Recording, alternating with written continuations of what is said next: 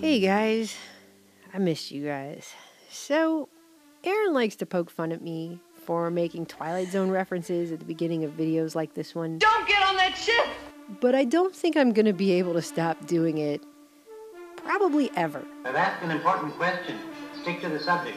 I can't even give you a complete list of the plethora of TV shows, not even films, because that would be even more, but just TV shows that have come out in recent years attempting to get everyone to buy into the concept that reality isn't really what you think it is, and you yourself, you're not really who you think you are.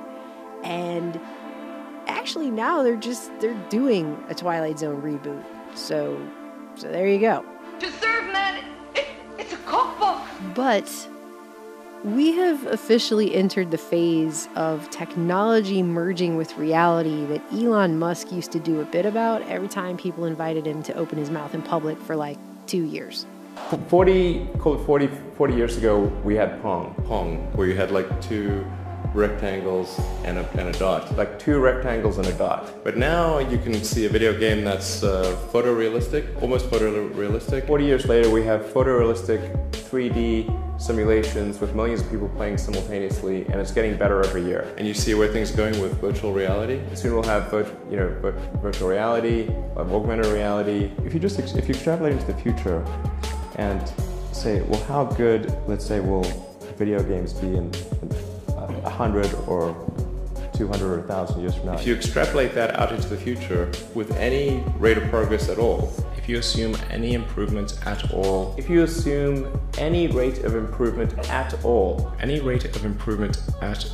like even 0.1% or something like that, any improvement, 1%, 0.1%, then the games will become indistinguishable from reality. Then eventually those games will be indistinguishable from reality.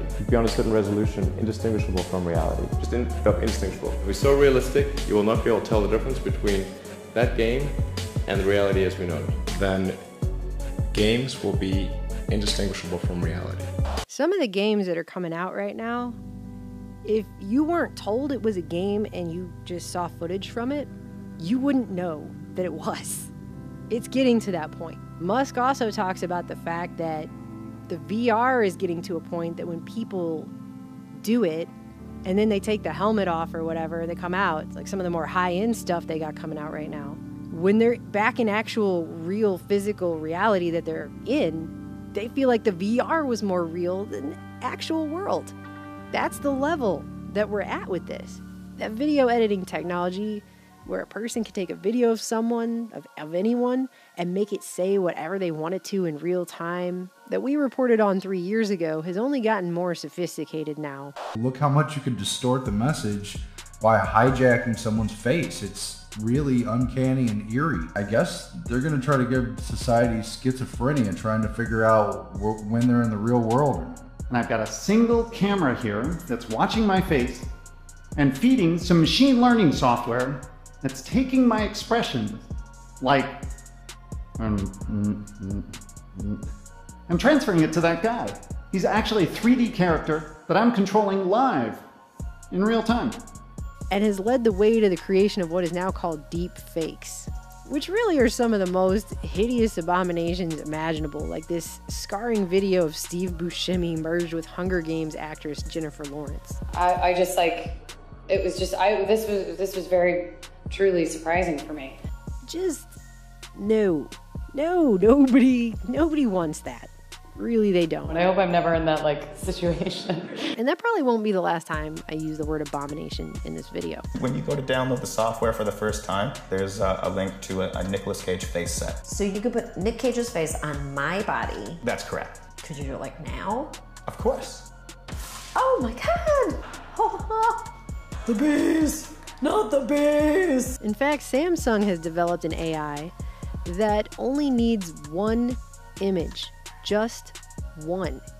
And they can make it move and talk as if the person in the picture is alive.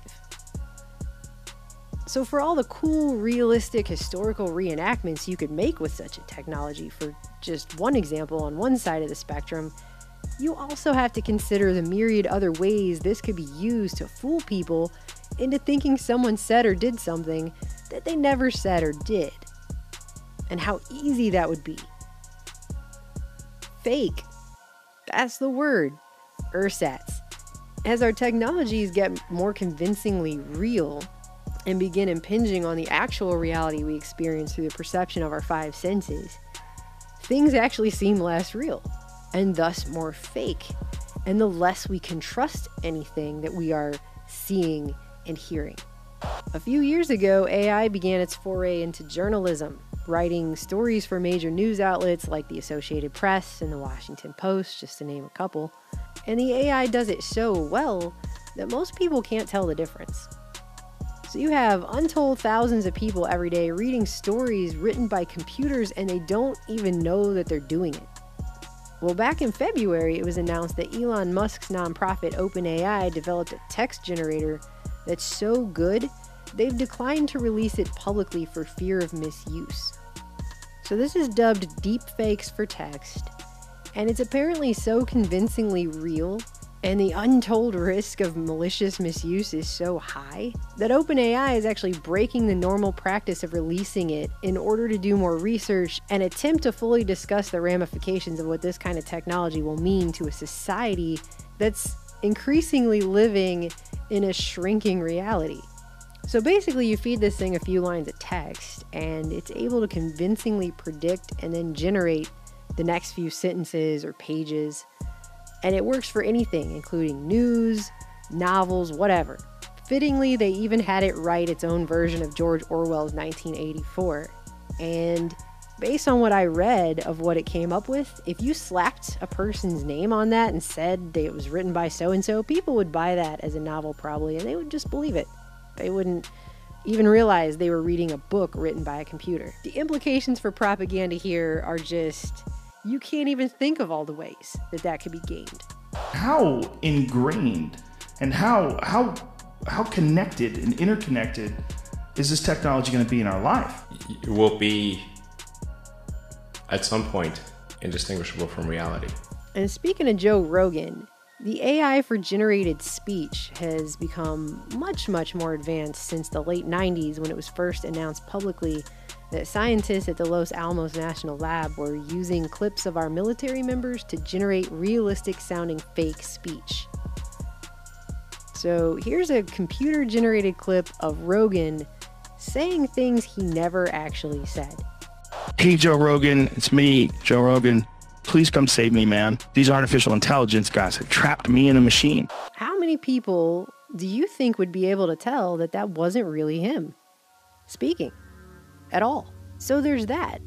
But computers aren't just generating fake video, made up text, and speech that was never spoken. They're actually generating whole people now. So this website is called This Person Does Not Exist. And the AI here is called a generative adversarial network, which has apparently only been around publicly since 2014 that we know of. But their stated goal here is to synthesize artificial images that are indistinguishable from authentic images. They trained an AI by feeding it lots and lots and lots of pictures of people, and in just 2 weeks, it was able to come up with some pretty convincing pictures of human beings that they look like real people, but they don't actually exist. None of these people that you're looking at right now actually exist. None of them.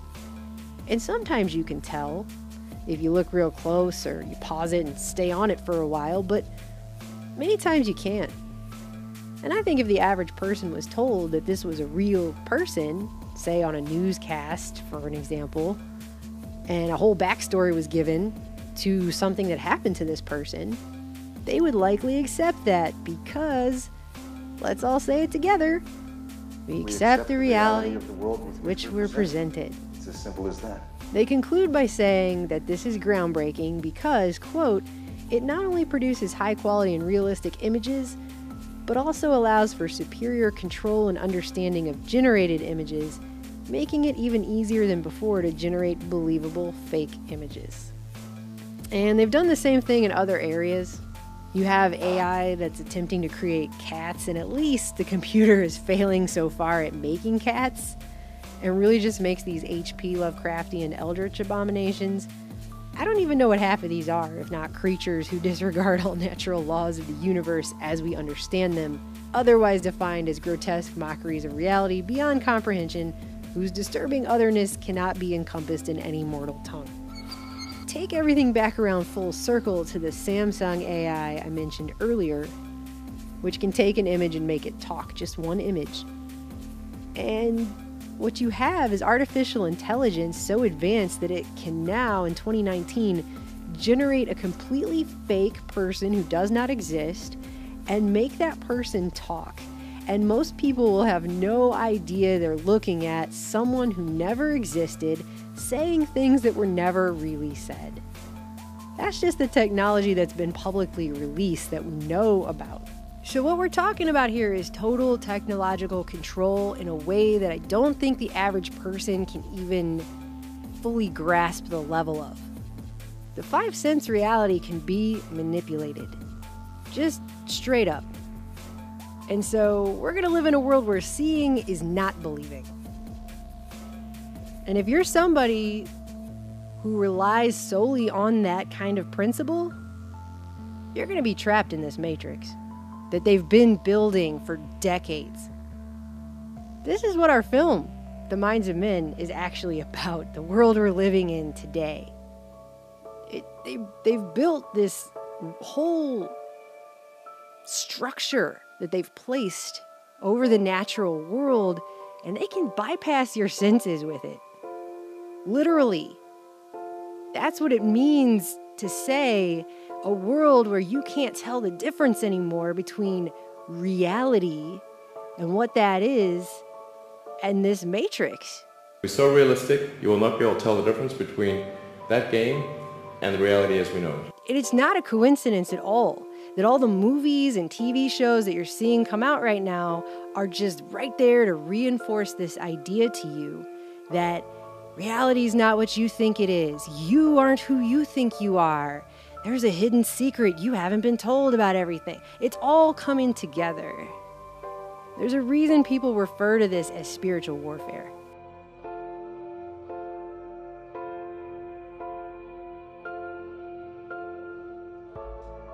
Take all this together out to its logical conclusion, and it's like every episode of The Twilight Zone has now been mixed together in a blender and unleashed onto society. It's beyond the Matrix. Our reality is increasingly being manipulated and mediated by technology to a point that it's merging, it's blending.